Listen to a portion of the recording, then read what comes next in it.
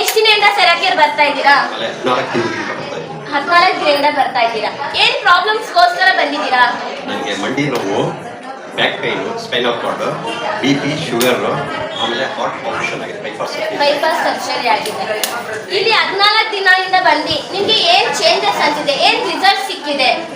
ಈಗ ಒಂದು ಸ್ವಲ್ಪ ಸ್ಪೈನಲ್ ಕಾರ್ಡ್ ಒಂದು ಸ್ವಲ್ಪ ಪರವಾಗಿಲ್ಲ, ವಾಸಿ ಆಗಿದೆ, ಪೇನ್ ಇಲ್ಲ. ಸ್ಪೈನ್ ಮಂಡಿ ನೋವು ಅದೇ ಇದೆ, ಇನ್ನು ಸ್ಟ್ರೈನ್ ಇದೆ, ಸ್ವೆಲ್ಲಿಂಗ್ ಇದೆ, ಕಾಲು ಜಾಯಿಂಟ್ಸ್ ನೋವಿದೆ, ಅದಿನ್ನೂ ಕಡಿಮೆ ಆಗಿಲ್ಲ.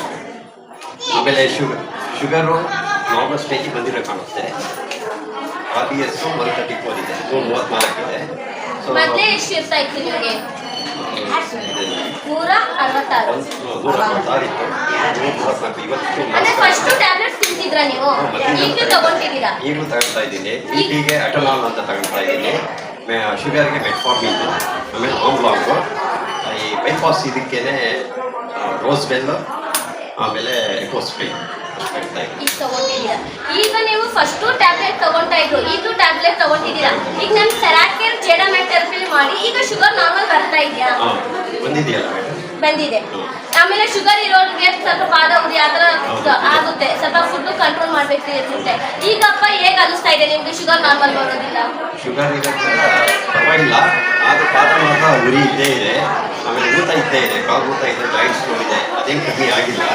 ಸ್ವಲ್ಪ ಈಗ ಈ ರೋಲರ್ ಹಾಕೋದ್ರಿಂದ ಸ್ವಲ್ಪ ಬ್ಯಾಕ್ ಬೋನ್ ಅವೆಲ್ಲ ಸ್ವಲ್ಪ ಪೇನ್ ಕಡಿಮೆ ಆಗಿದೆ. ಇಲ್ಲಿ ಬರೋ ಅಪ್ಪ ನೀವು ಏನು ಹೇಳೋದು ಇಷ್ಟಪಡ್ತೀರಾ? ತೋರಿಸಿ ನಿಮಗೆ ಗ್ರ್ಯಾಜುವಲ್ ಆಗಿ ಅದು ಕಡಿಮೆ ಆಗುತ್ತೆ, ಏನಂದ್ರೆ ತಾಳ್ಮೆ ಇರಬೇಕು ಅಷ್ಟೇ. Thank you. ಅಪ್ಪನಿಗೋಸ್ಕರ ಜನ ಕ್ಲಾಸ್ ಮಾಡೋದು. ಸ್ವಲ್ಪ ಜನಕ್ಕೆ ಲೇಟ್ ಏನಕ್ಕೆ ನಾವು ಏನ್ ಮಾಡ್ತೀವಿ, ನೀರು 1 ಲೀಟರ್ ಕುಡಿದ್ರೆ ಅಂದ್ರೆ 1 ಲೋಟನ ಏನ್ ಮಾಡ್ತೀವಿ, 1 ಲೀಟರ್ ಅಂತಾನೆ ಅನ್ಕೊಂತೀವಿ. ಅದೇ ತರ ಅಪ್ಪನು ಸಹ ರೂಲ್ ಫಾಲೋ ಮಾಡಿ ನೆಕ್ಸ್ಟ್ 14 ದಿನ ಅಪ್ಪಮ್ಮ ಎಷ್ಟು ದಿನ? 14 ದಿನ ಫಸ್ಟ್ ಬಂದು ಅಪ್ಪನ್ಗೆ 166 ಶುಗರ್ ಇರುತ್ತೆ. ಈಗ ಇವತ್ತು ಚೆಕ್ ಮಾಡುವಾಗ 134 ಬಂದಿದೆ ಅಪ್ಪಮ್ಮ.